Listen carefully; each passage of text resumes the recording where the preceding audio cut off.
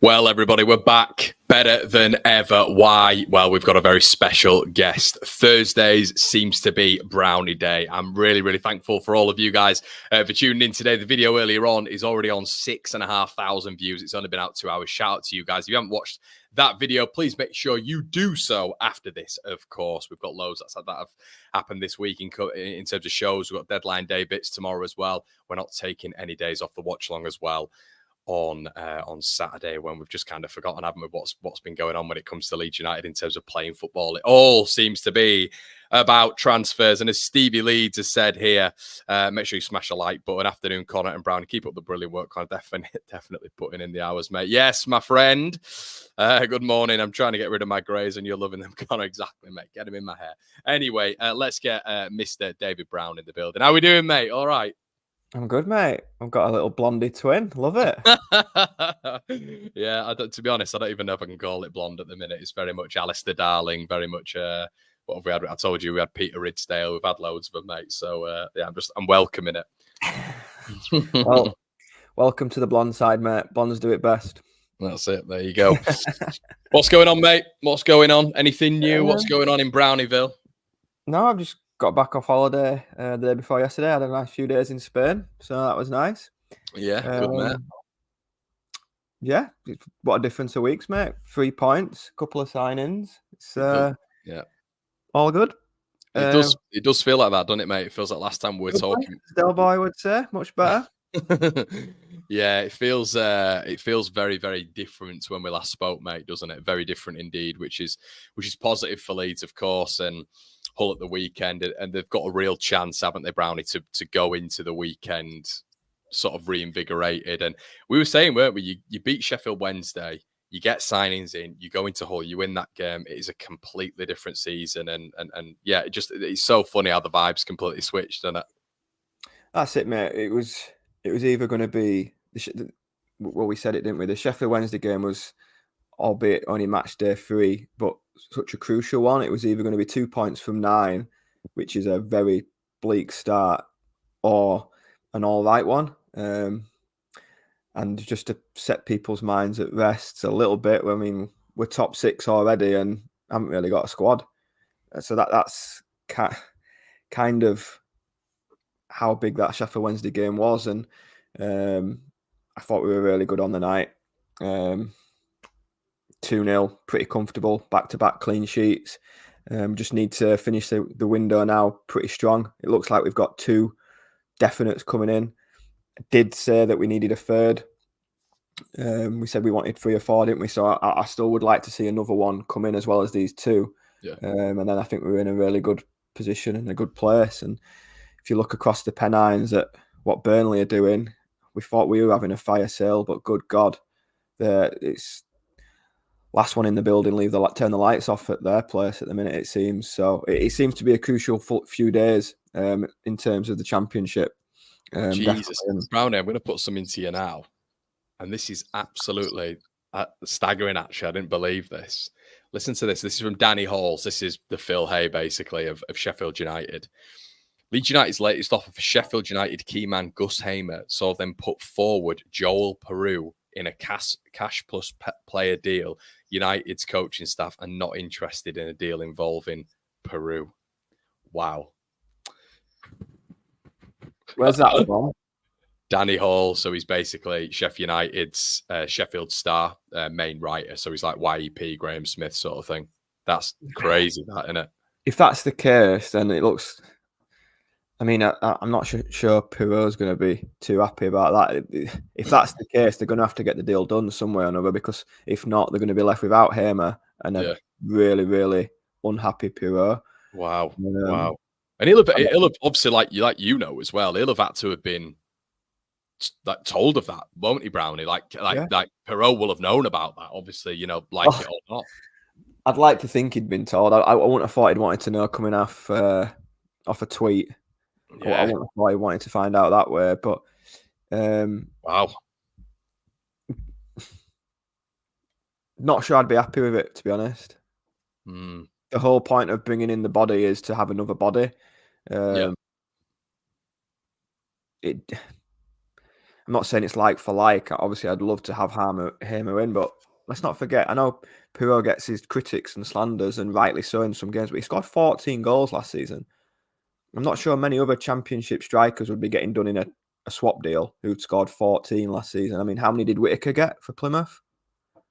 God, now you're telling Just me. being in around that region, Yeah, in that bracket, and he's getting linked here, left, right, and centre. So I want to see. It's interesting how it's interesting now because they disclosed, didn't they, that it was 13 million that was going everywhere. So if you put Piroe in that deal, what would you classify him as, Brownie? Sort of an £8 to £10 million player, Championship level? I'm not sure I buy it because what did we pay for him? 13. Yeah, I think that honestly, more I think about it now, 13 plus add-ons and Piroe's it's awful. It's an awful deal, in my opinion. What, for Leeds or for Sheffield? For Leeds. Yeah, you're paying nearly 25 million for Hamer. Yeah, you are. Yeah, you are. You may as well get Somerville. And you're getting rid of. The thing is, Joel's saying, I know what you're saying, Brownie, and Joel says it. I wouldn't believe it if it wasn't him. Like, if it was just some stupid, Danny Hall is essentially the one who broke the Hamer news straight away. So that's crazy. I'm really shocked at that. I'm taken aback by that, to be honest. Maybe it's because of they needed to get a player off the books, Brownie, to bring one in. Obviously, if Hamer came in, we're talking about Piroe in the 10. He's never going to get minutes, is he, if Hamer was to come in? No, he's not. But just from the whole PSR nonsense, we'd be making a loss within 12 months. It just doesn't make any sense. It's that time of year, though, isn't it? There's a couple of days left in the transfer window, and there's going to be stories left, right, and centre getting. I mean, no, I don't think I'd be happy with it. No. I really don't. I looked at our bench at Sheffield Wednesday, and Gelhardt, Crew, De Bayo, and there was another youngster. We need bodies, not to get rid of them. The whole point of these transfers coming in is to give us a competitive squad. So I know Piroe's not going to be a regular, but was he really a regular over the course of the season last year? He was pretty in and out, and he still notched 14 goals. And no, I don't. As much as I want Hamer in, and I'd love to get him in, I don't think that. I mean, would they even reject that? So reports are saying that apparently it was 10 million plus Piroe. That's upwards of 20 million.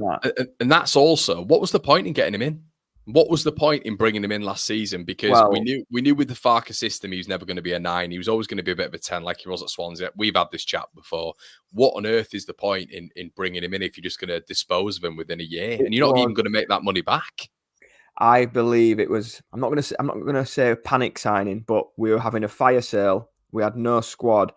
The 49ers had just sort of like taken over from Radrazani. I feel like it was trying to flex the muscles a bit and just put down a statement signing and going out and signing the top scorer in the Championship.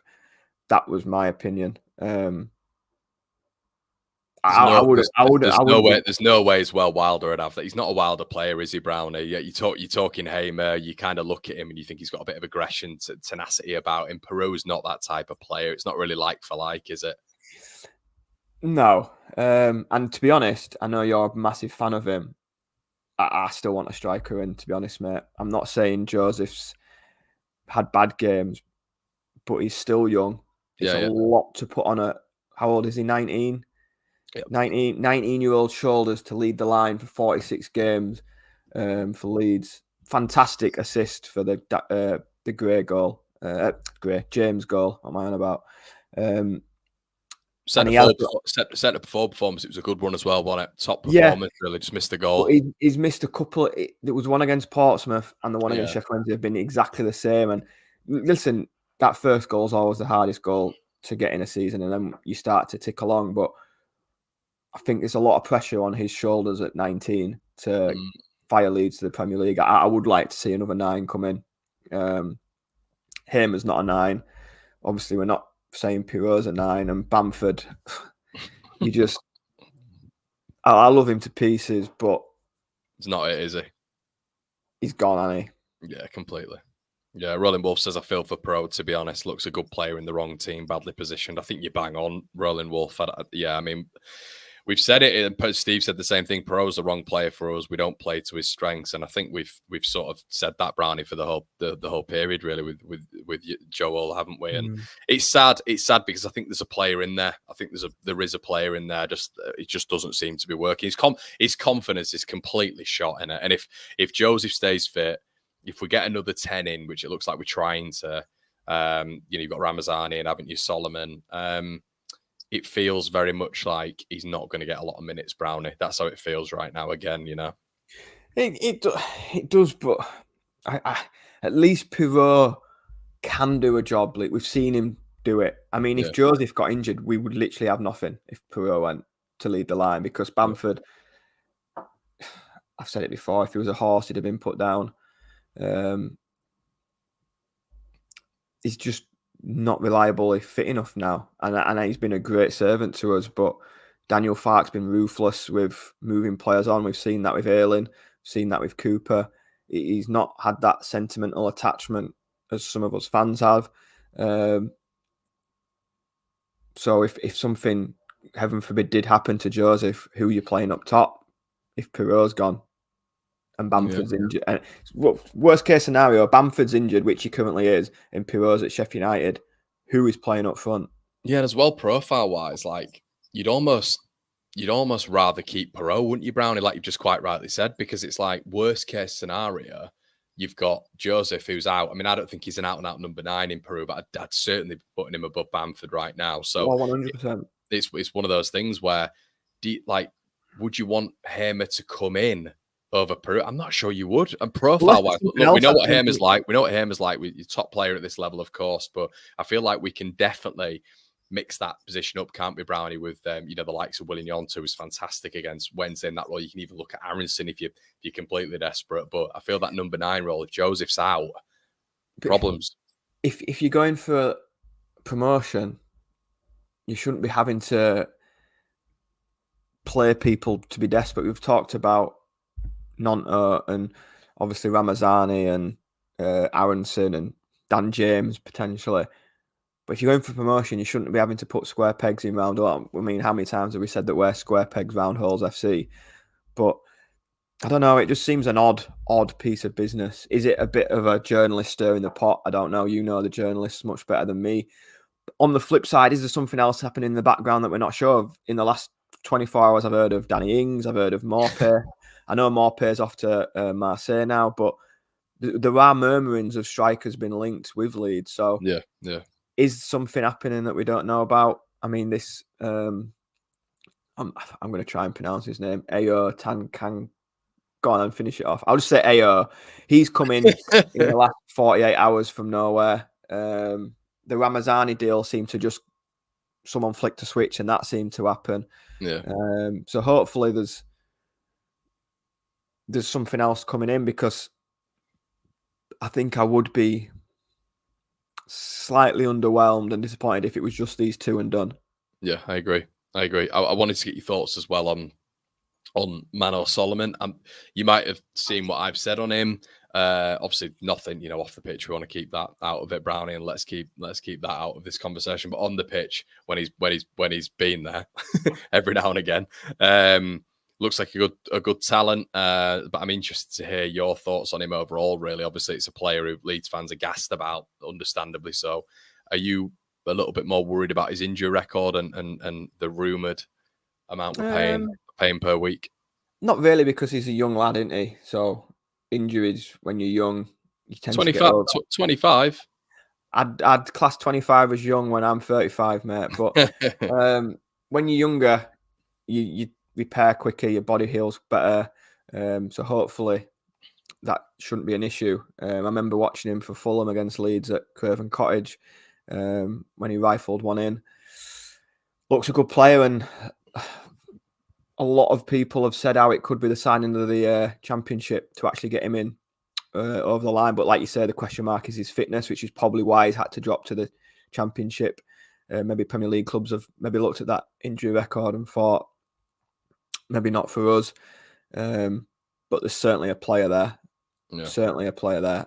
Is that worth the risk then with the amount? Obviously, we know Ajax came in and slammed the price up when it came to his wages. Is it worth the risk, do you think, when he's played such little games?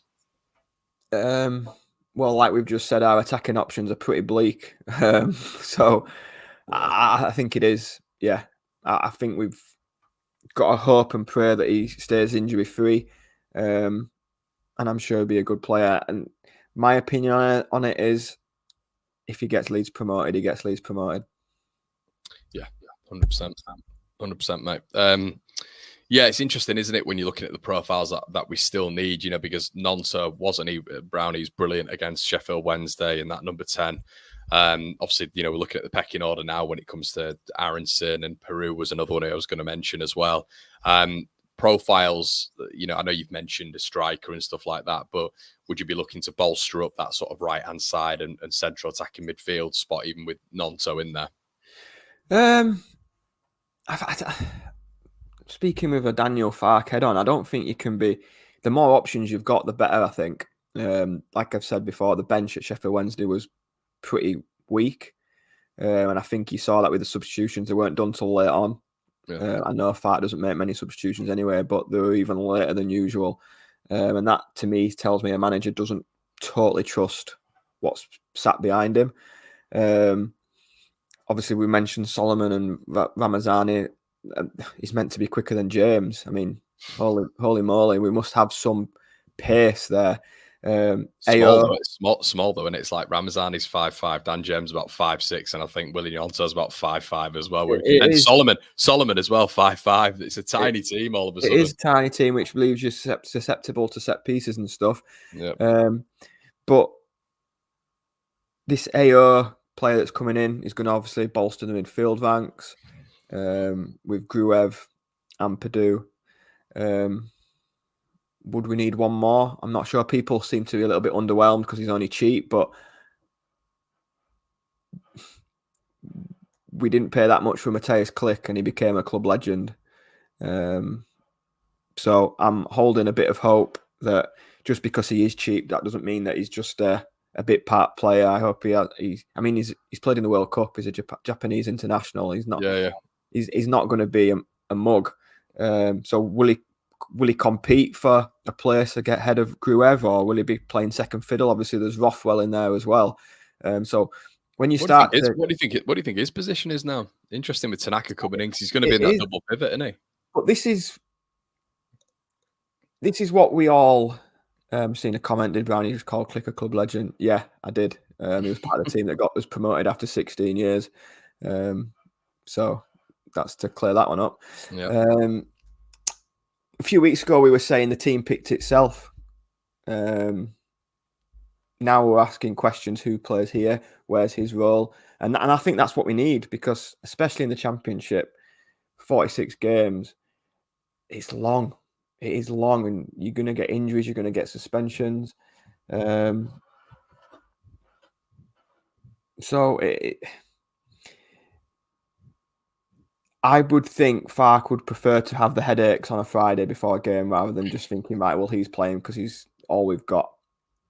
100%. Yeah, 100%. I'd agree with that. Schmidt, FC Gallon Brownie. I don't think we can profess to know X, Y, and Z about him, but what we do know is he's fullback cover and primarily plays left back. It feels like that was something that the club were always going to do. I wanted to ask you about, obviously, someone who I just didn't really understand, to be honest, when it came to Max Aarons, and we don't want to go too deep into it, but that signing that, they did look at, they 100% look at, I know that for a fact. So it's just one of those where, like, that wouldn't have made a lot of sense for me, because Aarons, obviously, would be looking to start. We missed out on him last time, so he's still part of the shortlist, obviously. But we'll be looking to start, and people saying he's going to come in as left back cover didn't really make that much sense. And I think someone like Schmidt, because once again, you're going to pay a lot of money for Aarons per week, aren't you? If he's coming in on loan, at least with Schmidt, it looks like it's a permanent signing. And that cover, I think, is key at fullback, isn't it? I think they've clearly identified that and seen that as a little bit of a problem with Byram as the only cover. Yeah, it was a strange one, obviously, after just splashing out 5 million on Bogle. I know we tried to get Aarons in the last summer window, but then he opted to go to Bournemouth. So it would be a strange one, because I can't imagine him coming and playing second fiddle and not playing. But we did say in the last show that we needed fullback cover, so that Schmidt would probably fit the bill more, and it'd be a permanent signing as well, mate. I believe, is that right? Yeah. So it's Yeah.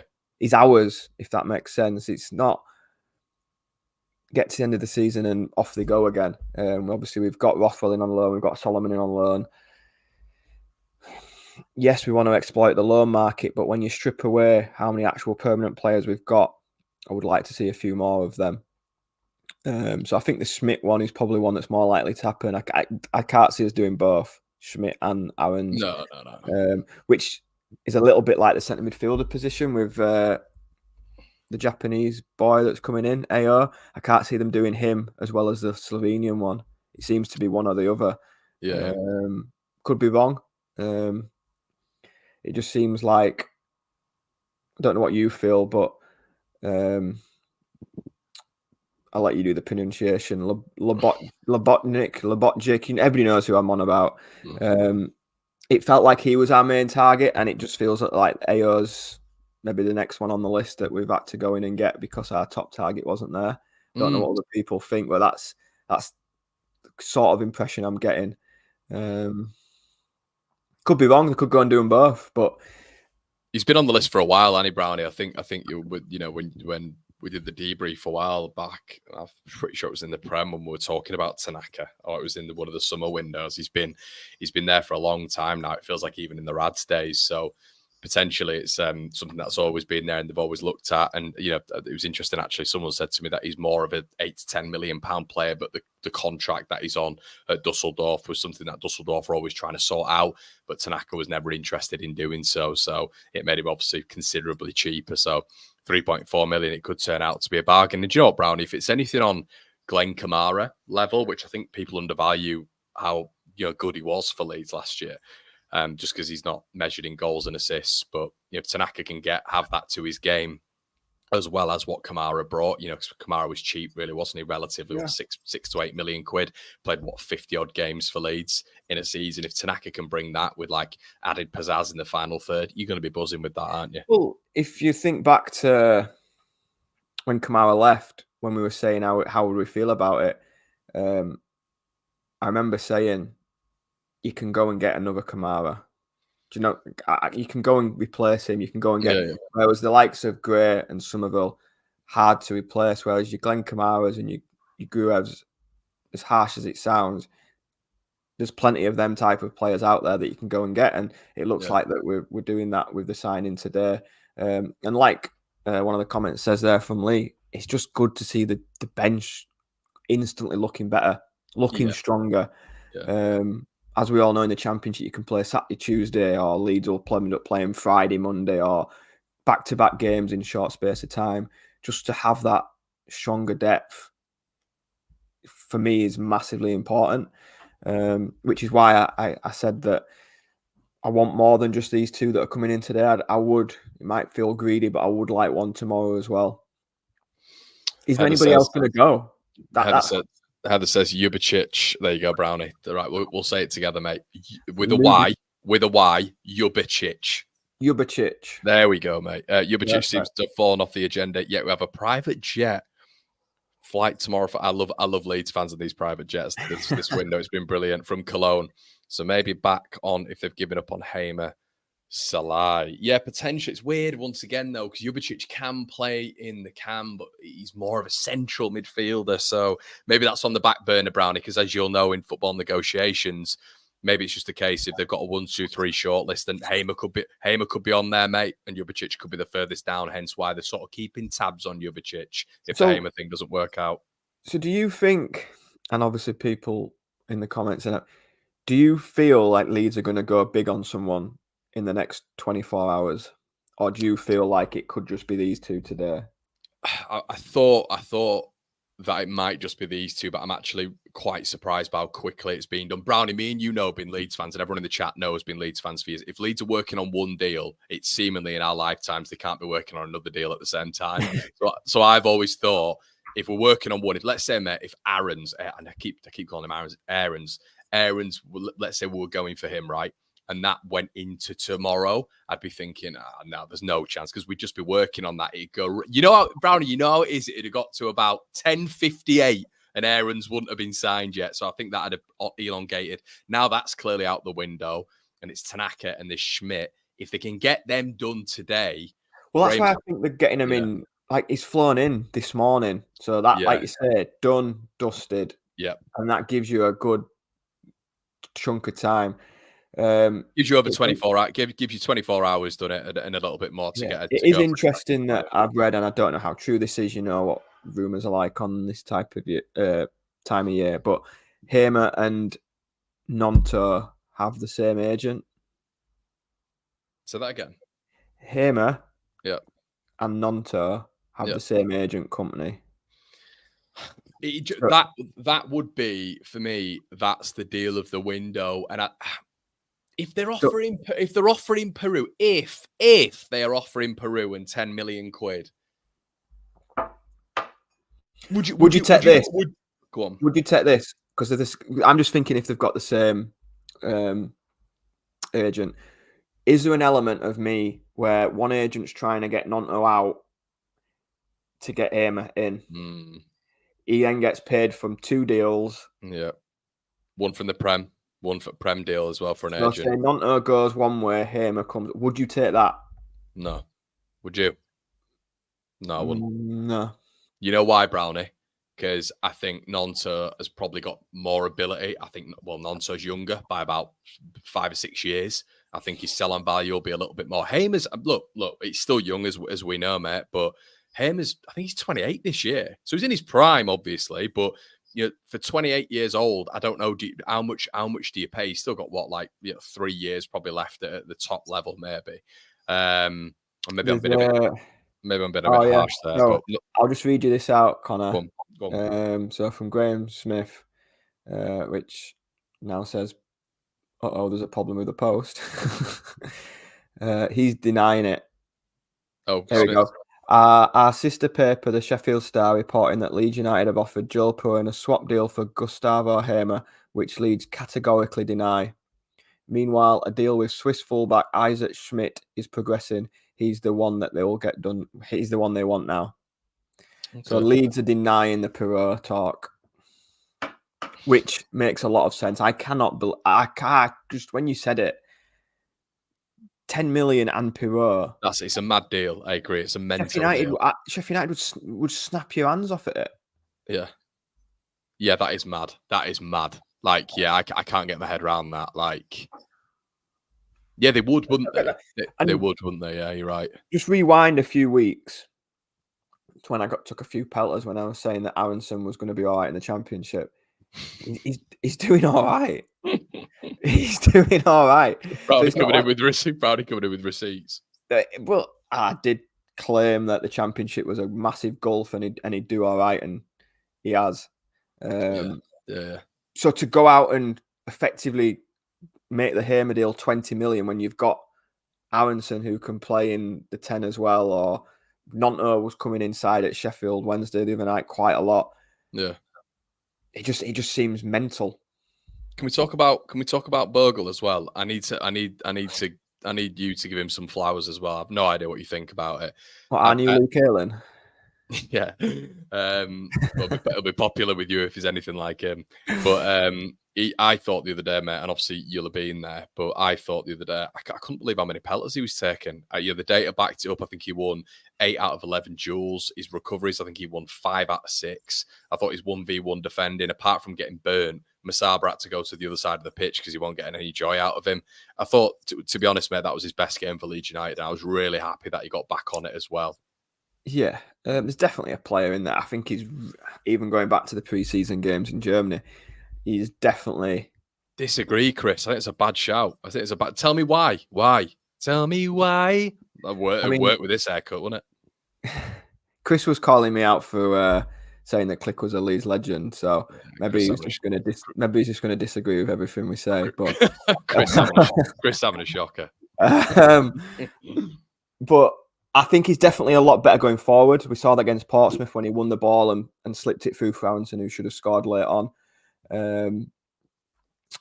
Again, he was the one who slipped through Mateo Joseph when he fired over at the Leppings Lane, and he seems powerful. He's getting forward, and let's be right, if we're going for top two, he shouldn't be doing that much defending. Yeah. So if he's better going forward, which is why I said I was a new Luke Ayling, because if you remember the year he went up, Luke Ayling was on the opposition byline a lot. He just got caught out at the back a bit, but when you're an attacking team and you're going to be up near the top of the league winning games, you should have more control of the ball. You should be attacking more. So the defensive duties should be less. If he's defending a lot more than he's attacking, then we're in trouble, in my opinion. So that's why I think the Max Aarons deal is a bit of a weird one, because it's not like Bogle started horrendously. He has had his shaky moments, but I'd be more than comfortable with going the season with him at right back. 100%, mate. 100%. Just to show you guys exactly what Brownie's just read out there. Let's have a look. So Graham has said our sister paper Sheffield Star, also Brownie. A little bit of heat between these two papers, by the way. That'll be hilarious in the newsroom. Our sister paper, the Sheffield Star, reporting that Leeds United have offered Joel Piroe a swap deal for Gus Hamer, which Leeds categorically deny. In all fairness, Leeds are always going to deny it. I will say that, but there we go. Meanwhile, a deal for Swiss fullback Isaac Schmidt is progressing. He's the one that they want. Permanent deal for Schmidt, 24-year-old right back. Okay. Right back will be seen as competition for Bogle. Byram cover for Firpo. Interesting. Okay, so Byram, in all fairness, what I will say last year, Dave, is Byram was probably better at left back than right back, but it does kind of irritate me that we still haven't got an out-and-out left back cover. The more I think about this Piroe thing, we've rattled Sheffield United that much with the low balling offer apparently, and then low balling on Bogle. Is there a little bit of needle where they're trying to ruffle a few feathers back our way? Potentially. Imagine how spicy that's going to be. By the way, you've got Hamface, who's going to be there with his press conference probably in about 2 hours' time, absolutely rattled by all this news. So he talked about it after the game. Brownie, he needs us. He needs us, that guy. Honestly, he has his best moments in his career when he's up against Leeds United. He loves it. Did you say that Schmidt was a right back? Because I thought he was a left back, but right-footed. Yeah, it just says if Smith. If he's a right back or left back, that tends to tell me that he can play on both sides. Yeah, I think that's how it is. Yeah, he's definitely plays both sides, doesn't he? Which is good, and it's another because obviously Byram injured quite frequently. Firpo has his injuries, so to have someone that can come in straight away and do a job is definitely good, because that was one of the areas that we highlighted in the last show, that we needed a covering fullback, and it looks like they're going to go out and do that. Richard saying that Schmidt's 5'7" as well, so we better not be giving any corners away. Let's say. Yeah, good thing is at least we've not scored 112 corners. That's good. The Piroe talk just sounds like Wilder trying to stir nonsense because we've got him on strings. Yeah. Feels like that. Does feel like that, mate. Yeah, regarding, I guess we're trying to devise a little bit of a lineup, aren't we? I'll tell you what, here's one with Solomon. All right, he's played. I keep mentioning this, but he's played five times at right wing. He's more of a left winger, but he's played 5 times at right wing in, I think it's 4 or 5 years now on his transfer market. So Ramazani prefers playing on the left, who you're probably going to put on the left because he seems to be the star signing at the minute. Then you're looking at Nonto in the 10, obviously. Would you be keeping Dan James at right wing, mate? Because he seems to be the one who's been consistent. He got his goal, didn't he? But what do you think? What do you think Leeds are going to do there? What do you think Leeds are going to do there? Matthew as well. Matthew, why are you here then? Why are you here? See you in a bit, fella. Anyway, go on. I think he gets so much. I think he's so undervalued, Dan James. I really do. I value him and undervalue him, I think. He gets pelters, but his numbers are good. Well, yeah, they are. His numbers are good, and at a championship level, there's nobody keeping up with him pace-wise. He's blistering. Apart from Ramazani, apparently. On the counter-attack, he's unreal. So go on then. What would you do? Because you got a player coming in who's supposedly, and we have to say supposedly because we've not seen enough of him yet, supposedly going to rip it up. That's what we're saying. It could be one of the transfers of the window. So if Solomon's coming in and his preferred position is on the left, do you boot Dan James out of that right wing position for Solomon? I mean, how do you go about it right now? It's a tough one. I mean, Saturday, I don't think he changes. I don't think you can change. What about long term then? What about long term? What do you reckon he does? Well, Dan James was doing fine at the end of last season. Then we swapped it for Nonto, and Nonto took Dan James's place towards the end of the season, and then we barely won a game.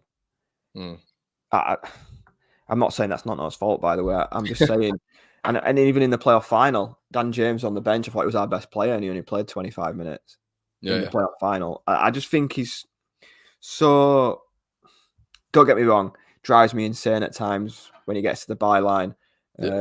His crossing is sometimes wayward, but as a coach yourself as well, you try to get a player like Dan James to get the head up a little bit more, don't you? And have a little bit more composure and take your time in these situations. I think the thing is with Dan James is he's so fast and he's so rushed in everything he does that sometimes he just needs to take a couple more seconds, doesn't he, Brownie, on the ball, compose himself. I think he's definitely better. Excuse me. Bless you. I think he's definitely better away from home. Interesting. As an asset, because I think at home at Ellen Road, teams just come, sit on the edge of put out the tents and just sit on the edge of our box, waste time, kill the game, kill the clock, and just camp. So I think away from home, he's definitely more of an asset. But there's no way that Solomon's coming in and not playing. Yeah, I agree. With that money they're spending on him, it's I think they're going to have to play him, aren't they? They're going to have to play him. Yeah. There's just no way that he's coming and not playing. There's going to be guarantees in there as well, isn't there? There's got to be guarantees that he comes to Leeds. If Ajax came in for him and Getafe came in for him, which they did, especially Ajax at the last minute, there's no way he doesn't have a guarantee that he's going to be playing for Leeds, in my opinion. Like you say, he's turned down La Liga and Eredivisie teams to play in the Championship. I mean, he went to Fulham and he was starting in the Premier League in games, and he's played for Tottenham, and he's too good to be sat on a Championship bench. So good luck, Daniel Farke, on how you get them all in, which is why I was saying, I mean, imagine Gus Hamer coming in as well. Where are you playing them all? It's mad, isn't it? It is mad. Think of a world where we've got Nonto, James, Solomon, Ramazani, Hamer, Aronson, Joseph. That's 7 players. Where are we playing them? Right. Because we're in a positive space now, but you know what I'm like, Mr. Doomsdayer. I have to bring you down a little bit. If they sold Nonto, is that a failure this window? At the minute, right now, I think it's a failure. As we sit now, I think it's a failure of a window. I mean, you can't lose Somerville, Gray, Rutter, and only bring in what we've brought in. It's still a big 24, 48 at whatever's left of the window. God knows when it shuts. I know it's tomorrow at midnight. Tomorrow night. Okay, so there's still a good 30 odd hours. If we sold Nonto, I think it's a disastrous window. You can't sell Nonto, Rutter, Somerville, Gray in one window. Yeah, I agree. I completely agree. And the reason behind that, Brownie, is like there's too much. There's too much. It's too tumultuous. There's too much change there for me. You can't let those 3 go. You cannot let those 3 go. For me. Yeah. The more I sit here now, and the more when you say, obviously, I've got people in the comments talking about the different players. The more I sit here now, the more and more I'm thinking, I'd rather us go and get a striker than spend another 15 million on another attacking winger, centre midfield, like attacking midfielder. I guess we've got one here as well, Brownie. You know, Roland Salai we've spoken about before. Tanaka's in the training ground. We expect that one to be done. Salai is obviously a right winger. It looks like Leeds are working on that. If we were to get him in and him, that to me tells me that we're letting someone go. I'd agree. Yeah, I'd agree. Yeah. There's too much going. This is why the whole Hamer thing was interesting to start off with, because I thought after the performance as well, especially against Sheffield Wednesday. Actually, there's someone who I want to talk about. And it's Graham Noble. No, I'm joking. Wöber goes, right, we need to speak about this.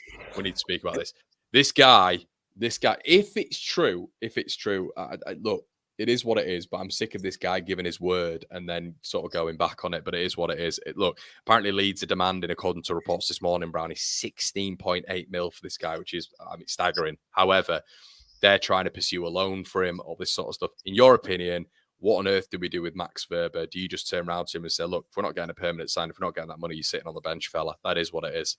I don't get what a loan deal does for Leeds. I don't. Like, if Wöber was to go, I think we're left short at centre-back then. Because we should have kept Charlie Creswell. If he was going to leave, we should have had Creswell there, who started well, by the way, over in France. Very well. If Wöber goes, we need another centre-back.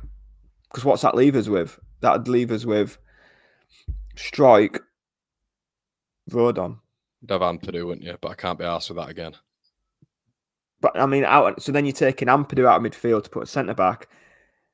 Then you need another midfield. I just think it's just mental that we're still talking about Max Wöber with 30 hours of the transfer window to go.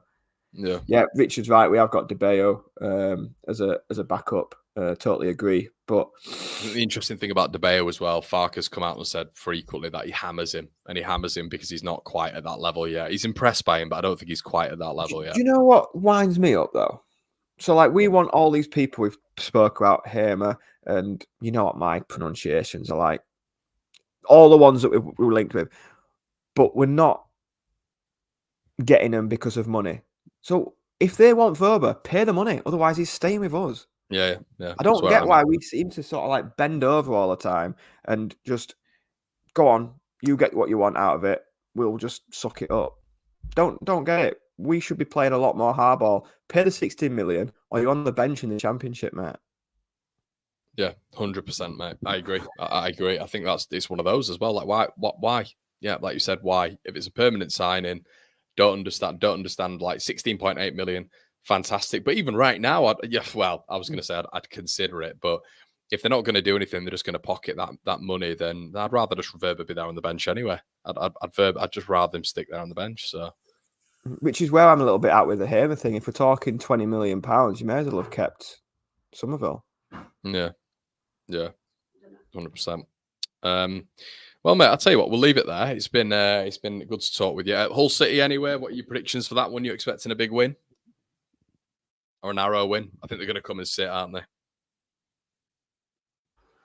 they? No, at home, I always back Leeds to win at home. Another